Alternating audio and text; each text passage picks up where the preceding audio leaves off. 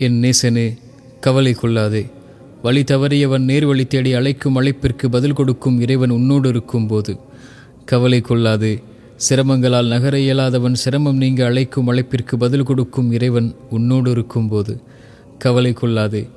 தேவைகளுக்காக கரமிந்தி துடிக்கும் ஒவ்வொரு மானுடனும் தன்னை அறியாமல் தன் தேவைகள் நீங்க அழைக்கும் அழைப்பிற்கு பதில் கொடுக்கும் இறைவன் உன்னோடு இருக்கும்போது கவலை கொள்ளாதே.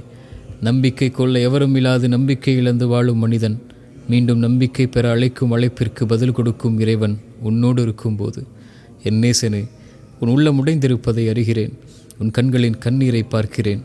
உன் தனிமை உன்னை வாட்டுவதை உணர்கிறேன். வழி பிறக்காதா என்று தவிக்கும் தவிப்பை அறிகின்றேன். கவலை கொள்ளாதே, இறைவன் நம்மோடு இருக்கிறான். இது மந்திரச் சொல். தூதரின் தோழர் தூதரிடத்தில் கூறியதை இறைவன் நமக்கு சொல்கின்றான். கவலை கொள்ளாதீர், இறைவன் நம்மோடு இருக்கின்றான்.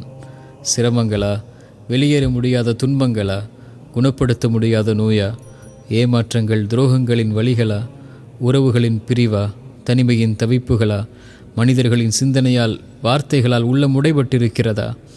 ஒரு முறை மீண்டும் இறந்த உள்ளத்தில் உயிர் பிறக்க உன் நெற்றியை அந்த இறைவனுக்கு முன்னால் பணிய வைத்து இந்த வார்த்தையை உங்கள் உயிருக்கு, உங்கள் உள்ளத்திற்கு கூறிப்பார்.